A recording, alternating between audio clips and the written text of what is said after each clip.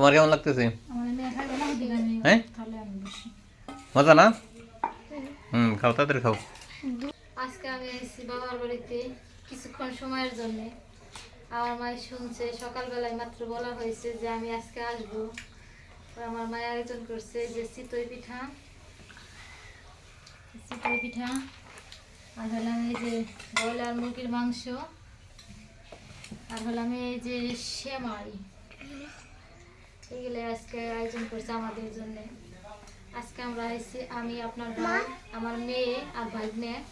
ছেলে আসে নাই, বলতেছে ওরা নিয়ে আইলি না, ও আসলে স্কুলে কয়েকদিন পরে পরীক্ষার জন্য আসতে পারে নাই। আইসি একটা জরুরি দরকারে, মানে একটুখানি সময়ের জন্য, বেশিক্ষণ সময় নিয়ে না। তার তার বিনিময়ে আমার মা এগুলো আয়োজন করছে। তার মেয়ের জামাই আসবো, একটা দরকারে আইসি, সেজন্য যে আমার শাশুড়ি ব্রয়লার মুরগির মাংস রান্না করছে, সেমাই, আর সাথে এই যে চিতই পিঠে। এই যে সাথে আমার ব্যাগ নিয়েছি, ওই যে আমার আর একটা ব্যাগ নিয়ে। আর এই যে আমার কি হয় তিনি এটা,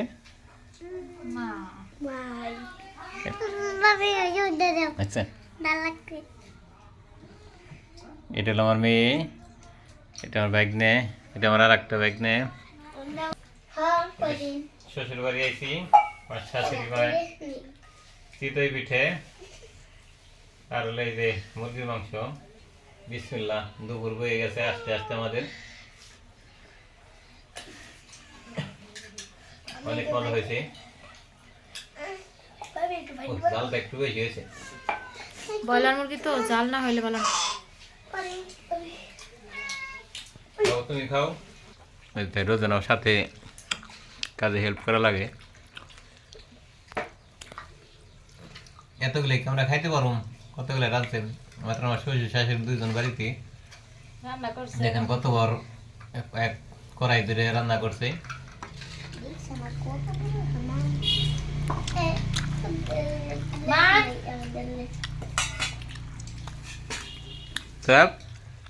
কেমন লাগতো মামা?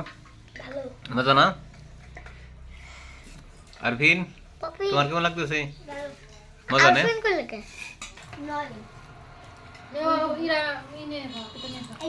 তোমার কেমন লাগতেছে? মজা হয়েছে না?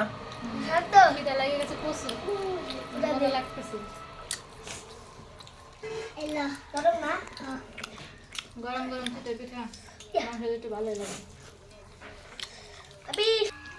সবাই ভালো থাকে, সুস্থ থাকে। চিতই পিঠা আর ব্রয়লার মুরগি পছন্দ অবশ্যই কমেন্টে জানাবেন। আল্লাহ হাফেজ।